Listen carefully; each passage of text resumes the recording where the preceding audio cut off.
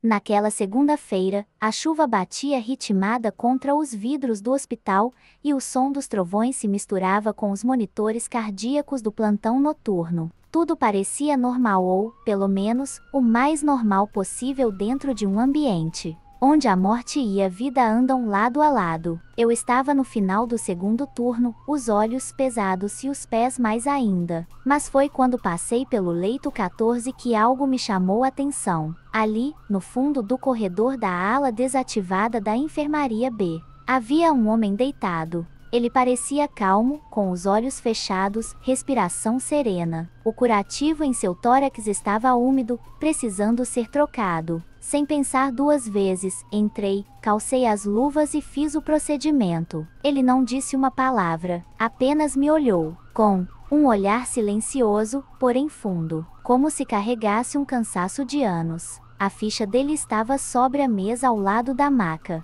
Nome: Sr. Davi Albuquerque. Data de nascimento: 3 de setembro de 1947. Durante 10 dias seguidos, entre um plantão e outro, eu entrei naquela sala e cuidei dele. Sempre sozinho, nenhum acompanhante, nenhuma visita, nenhum barulho, nenhuma conversa, mas sempre o mesmo olhar. Em silêncio, ele permitia que eu trocasse os curativos, limpasse a ferida no peito e administrasse o soro. Havia algo de diferente naquilo. Era como se eu estivesse cuidando de alguém que, de alguma forma, já estava em outro lugar. No 9º dia, estranhei a ausência do nome dele nas atualizações internas do sistema do hospital. Todos os pacientes tinham entrada registrada, fichas digitais, pulseiras com código, mas o Sr. Davi, nada. Era como se ele tivesse aparecido ali do nada. Com uma estranheza crescente, fui até a central de prontuários.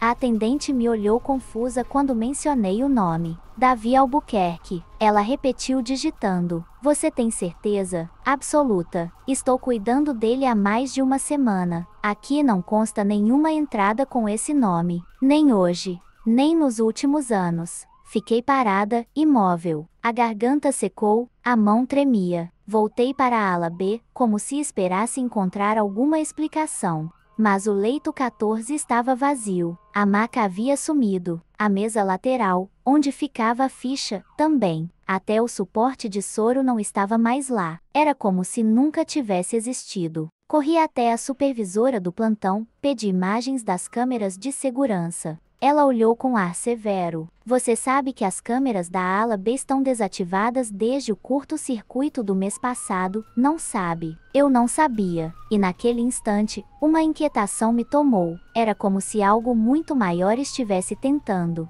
me dizer alguma coisa ou esconder. Mas na manhã seguinte, no 10º dia, ele estava lá de novo, deitado, com o mesmo ferimento, o mesmo olhar. Sem ficha, sem registro, sem resposta. Eu respirei fundo, engoli o medo e mais uma vez, como nos 9 dias anteriores, calcei as luvas e troquei o curativo. Foi ali, enquanto jogava a gaze suja fora, que ele finalmente falou. Você consegue me ver, não é? Na hora, meu corpo gelou. A voz dele era rouca, abafada. Um sussurro com cheiro de frio. Me virei devagar, ele me encarava com uma expressão diferente. Não havia dor, não havia cansaço, havia gratidão e uma estranha paz. Eles não conseguem, mas você consegue. Quem é você? Perguntei, engolindo seco. Ele não respondeu de imediato. Apenas voltou os olhos para o teto, como se lembrasse de algo antigo. Depois disse, você está pronta para saber.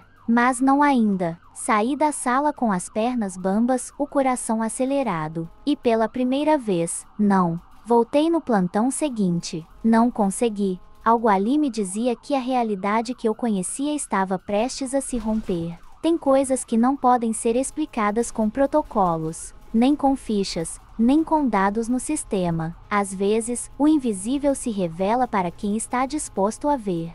E talvez, só talvez, eu tenha sido escolhida para algo muito maior do que trocar um simples curativo. Na manhã seguinte, às 7h10, eu estava novamente no hospital. Não dormi quase nada. Passei a madrugada revivendo o olhar daquele homem, sua voz grave e rouca dizendo apenas obrigado, e tentando entender por que ele parecia tão deslocado do tempo. Como se estivesse ali, ao mesmo tempo, em outro lugar. Mas na correria do plantão, não há tempo para mistérios. Peguei minha prancheta, conferi os nomes dos pacientes da ala, e fui direto ao quarto dele. Queria ver como estava, se precisava de ajuda para o café da manhã ou só de uma conversa. E foi aí que tudo começou a ficar estranho. A cama, vazia, lençóis limpos. Nenhum sinal de paciente, nem o cheiro característico de curativo recém-trocado. Só um vazio frio. Voltei para o balcão e perguntei à estagiária de noite se ele havia recebido alta. Ela franziu a testa e respondeu com a maior naturalidade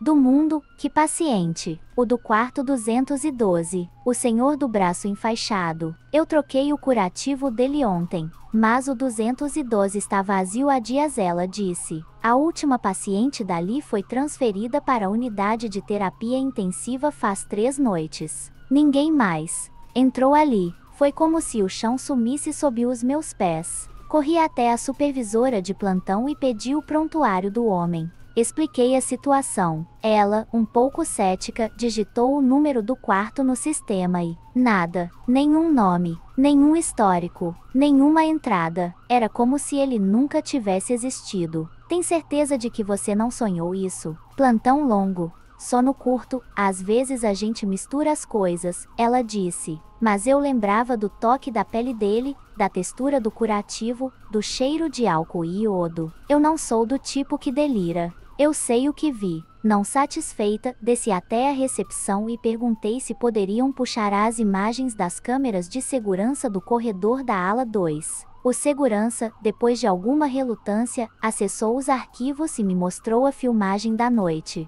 anterior. A câmera ficava exatamente em frente ao quarto 212. O vídeo avançava, 21, 21 e 30, 22 e 12. Era o momento exato em que eu lembrava de ter entrado no quarto. E lá estava eu, caminhando pelo corredor, entrando no 212, ficando lá por 15 minutos. E saindo depois. Sozinha, nenhuma outra alma apareceu no vídeo, nenhuma sombra, nenhum corpo na cama, nenhum sinal de outro ser humano ali dentro comigo. Meu coração disparou. Eu fiquei parada ali olhando para a tela, sentindo minhas pernas tremerem. Não fazia sentido. Eu conversei com ele. Ouvi a voz dele. Ele me agradeceu. Como poderia ser ilusão? Como poderia ser invenção da minha cabeça? Voltei ao quarto 212 determinada a encontrar alguma pista, algum sinal de que ele esteve ali. E então, no canto da cama, quase escondido, sob o lençol, encontrei algo que não havia notado antes. Um pedaço de gaze usada, ainda manchada com sangue seco. Peguei aquilo com as mãos trêmulas. Aquilo não era fruto da minha imaginação. Aquilo era real. Naquela noite, antes de ir embora, deixei a gaze dentro de um saco plástico lacrado e levei comigo. Não sabia exatamente por quê, mas algo dentro de mim dizia que aquilo era uma peça importante de um quebra-cabeça muito maior. E que o tempo, de alguma forma, iria me mostrar o restante da imagem. Às vezes a verdade não está nas fichas, nos registros digitais ou nas imagens das câmeras. Às vezes, ela se manifesta nos silêncios, nas sutilezas, nos momentos que só a gente vive e que ninguém mais acredita. Naquele segundo tópico da história, percebi que o hospital que conheço tão bem, aquele onde tudo é controlado, registrado, sistematizado, podia esconder coisas que escapam da lógica, e que talvez, só talvez, algumas almas encontrem formas de aparecer, mesmo depois de terem partido. No plantão seguinte, cheguei mais cedo. Sentia uma urgência que não conseguia explicar. Era como se algo me puxasse de volta para aquela cama. Ao atravessar o corredor vazio da ala C, fui direto ao quarto 108. Empurrei a porta com calma, como se esperasse pegá-lo dormindo. Mas a cama estava vazia, lençóis esticados, travesseiros arrumados.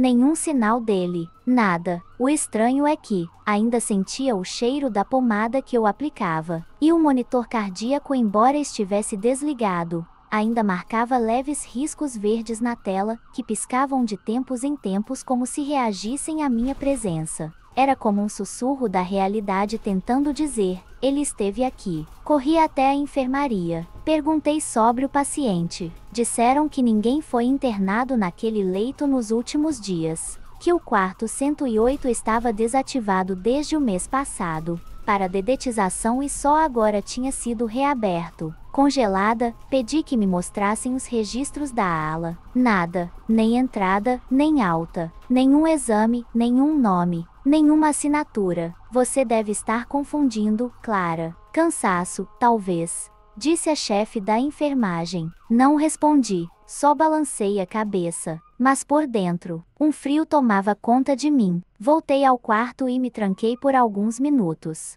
Vasculhei o lixo, os armários, os lençóis. Embaixo da cama encontrei algo. Uma faixa de curativo suja, enrolada e esquecida. Tinha data, dia 8, o mesmo dia em que eu troquei o curativo pela última vez. Com o curativo na mão, fui ao almoxarifado. O material existia, a faixa batia com o lote usado naquela semana, mas ainda assim, ninguém lembrava de ninguém recebendo aquele paciente. Ninguém o viu entrar, ninguém o viu sair. Naquela noite, pedi acesso às câmeras de segurança. E foi aí que tudo ficou ainda mais confuso. No vídeo, sou eu entrando no quarto com a bandeja, caminhando até a cama, parando por alguns minutos, movendo as mãos como se cuidasse de alguém. Mas a cama aparece, vazia. Não há ninguém ali. Nenhum corpo, nenhuma reação. Assustada, pausei e voltei a imagem várias vezes.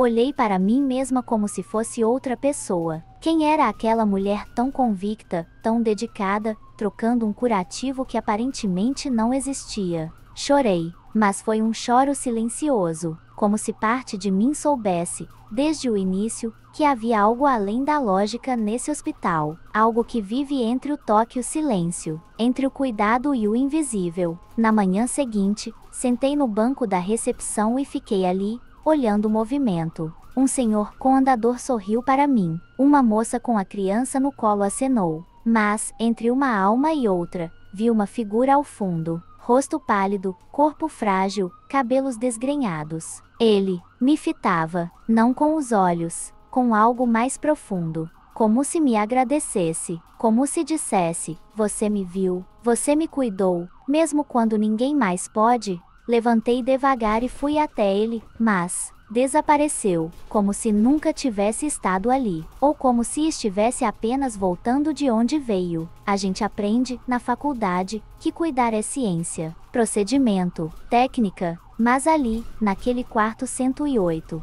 aprendi que cuidar também é escuta, é entrega, é conexão. Há dores que não podem mais ser curadas, mas ainda podem ser acolhidas. Há presenças que não precisam de corpo para se fazerem sentir.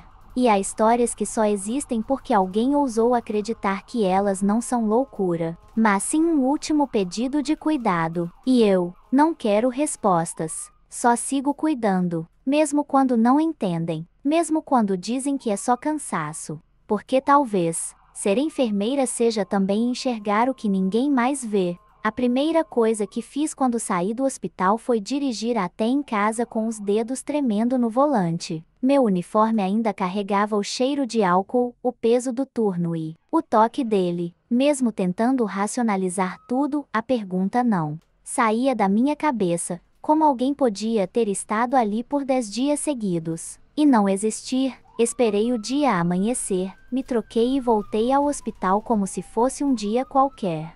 Mas agora, eu tinha uma missão pessoal: provar que ele existiu, e que eu não estava louca. Entrei direto no setor de arquivos. Fui até o computador central, pedi acesso como de costume e comecei a vasculhar cada entrada dos últimos 15 dias. Nada, nenhum paciente com o nome Elias Moraes, nenhum leito ocupado naquela ala onde ele estava. E mais uma vez, a mesma frase gelando minha espinha: esse leito estava vazio. Insisti, falei com a equipe de limpeza, com os técnicos da madrugada, com a copeira que servia o café à noite. Todos, um por um, negavam ter visto alguém ali. Comecei a mostrar fotos antigas da câmera do meu celular, que eu tirei por hábito, como parte do protocolo de evolução dos curativos. Mas quando abri, as fotos estavam todas embaçadas. Como se um borrão invisível escondesse aquele homem. Voltei ao quarto 312. Entrei devagar, com o coração acelerado. Estava limpo, intacto, como se ninguém tivesse usado. Mas ali, sobre a mesa de cabeceira,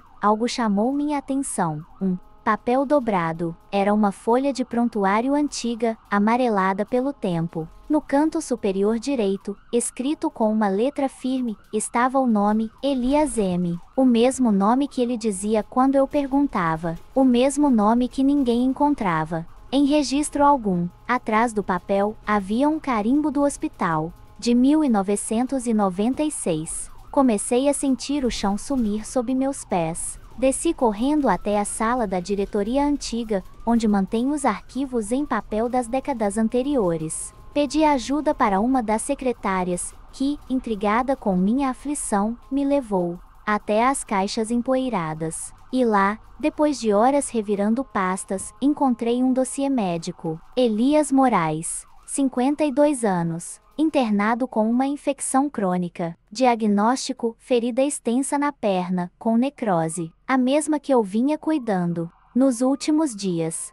Mas a última página era o que mais importava: óbito confirmado em 4 de março de 1996. Assinado por um médico que já estava aposentado há tempos. Eu me sentei no chão. O papel tremia na minha mão. O silêncio da sala parecia gritar dentro da minha cabeça. Como eu pude trocar o curativo de alguém que morreu quase 30 anos atrás? No dia seguinte, antes do plantão começar, voltei ao quarto mais uma vez. Me aproximei da cama onde ele costumava estar. Sentei na poltrona e respirei fundo. Em cima da mesa, havia uma única gaze usada. Aquela marca de sangue seco que eu lembrava tão bem. Não era imaginação. E nesse momento, algo mudou em mim. Durante anos, eu achava que o hospital era feito só de gente viva. Mas talvez algumas dores sejam tão grandes que se recusam a ir embora. Talvez ele precisasse de alguém para cuidar da ferida que o tempo não curou. No final daquela noite, saí do quarto sem levar nada comigo. Nem o papel, nem a gaze. Só a certeza de que, por 10 dias, cuidei de uma alma esquecida. E, sinceramente, foi um dos pacientes mais presentes que já tive. Quando sentei diante da mesa do diretor clínico com todos aqueles papéis nas mãos, meu coração batia num ritmo descompassado. Eu não era mais só uma enfermeira tentando entender um erro de sistema ou um desencontro de informações. Eu era a única pessoa naquele hospital inteiro que via, sentia e falava com alguém que, ao que tudo indicava, não deveria existir. Ele me olhou com aquele misto de ceticismo e curiosidade que eu já conhecia de outras conversas difíceis. Perguntou com calma, como se não quisesse me assustar, qual o nome do paciente. E quando eu disse, com todas as letras, Mateus de Carvalho, 58 anos, diabético tipo 2, ferida infectada na perna esquerda, o diretor simplesmente franziu a testa, digitou algo no sistema e nada, nenhum registro, nem mesmo uma tentativa de atendimento. Tem certeza de que não confundiu com outro paciente? Não, eu sabia o cheiro do curativo dele. Eu lembrava da cicatriz na sobrancelha, da forma como ele sorria de canto quando eu trocava a gaze. Eu lembrava da voz dele. Ninguém inventa uma presença assim. Aquilo me consumia. E quanto mais insistia, mais me sentia cercada por olhares que diziam sem dizer: você está ficando maluca. Mas foi uma auxiliar de enfermagem, a Thaís, quem me deu um fio de esperança. Ela me chamou num canto, perto da lavanderia, e sussurrou: eu já vi esse homem. Não aqui, mas em uma foto antiga da ala psiquiátrica. Ele era interno. Morreu faz tempo. A frase caiu como uma lâmina no centro do meu peito. Ex-interno da ala psiquiátrica, aquela ala havia sido fechada há anos. E mesmo assim, algo em mim sabia que eu precisava ver essa foto. Fui até o arquivo morto do hospital. Um depósito empoeirado e abafado no subsolo. Passei horas vasculhando caixas, fichas antigas, prontuários amarelados. Até que encontrei Era uma pasta com nome à mão, escrita em caneta preta, Mateus Código 1987. Abri devagar. As mãos tremiam. E lá estava ele, mais jovem, mas os olhos eram os mesmos. O mesmo olhar profundo, como quem vê através da gente. O mesmo olhar que, dias atrás, me fitou e disse: "Você vai morrer no dia 19 de novembro, às 13h27. O relatório dizia que ele morreu durante uma crise psicótica. Teria fugido do quarto, se trancado na antiga ala de isolamento e ali, sozinho, sofrido uma parada cardiorrespiratória. Quando o encontraram, já estava sem vida. Isso, em 1987. Fechei o prontuário e deixei ele onde estava. Saí dali e caminhei pelo corredor como se flutuasse. Quando passei diante do quarto 14, onde o encontrava todos os dias, não havia nada. A cama estava vazia, as grades abaixadas. Nenhuma movimentação, nenhum sinal de que alguém havia estado ali. Entrei, mesmo assim, me sentei na cadeira ao lado da cama. Olhei para o colchão e vi uma pequena dobra no lençol. Era uma flor de gaze, como aquelas que costumo fazer para aliviar o tédio dos pacientes. Mas eu não tinha feito aquela flor. Me levantei devagar. Saí do quarto e fui direto para a capela do hospital. Me ajoelhei, não para pedir explicações, mas para agradecer. Seja lá o que Mateus foi, ou ainda é, ele me ensinou algo que nunca aprendi em nenhum livro, em nenhuma faculdade. Algumas presenças não se explicam, se sentem, se respeitam. E quanto à data que ele me deu, hoje é 18 de novembro. Enquanto escrevo esse relato, estou sozinha na sala de descanso do plantão. São 22h45. Tenho medo, muito, mas mais que medo, tenho paz. Porque se essa realmente for minha última noite, pelo menos agora, eu sei que a morte não vem sozinha. Às vezes, ela chega com um aviso. E com ele, vem também a chance de se preparar. Existem histórias que a gente carrega em silêncio, por medo de parecer louco. Mas quando se trabalha todos os dias entre a vida e a morte, você aprende que a linha entre o que é real e o que é espiritual é muito mais fina do que se pensa. Mateus pode ter sido um espírito, um delírio, um aviso, ou tudo isso ao mesmo tempo. O que importa é o que ele deixou, a certeza de que, mesmo no caos, existe algo que nos guia, algo que olha por nós, mesmo quando ninguém mais está vendo. E se eu tiver mesmo que partir hoje, que seja sabendo que cumpri meu dever, que fui testemunha de um mistério maior do que eu, que toquei um segredo do outro lado, e que talvez, só talvez, alguém leia isso e comece a ver seus pacientes com outros olhos, com olhos de alma.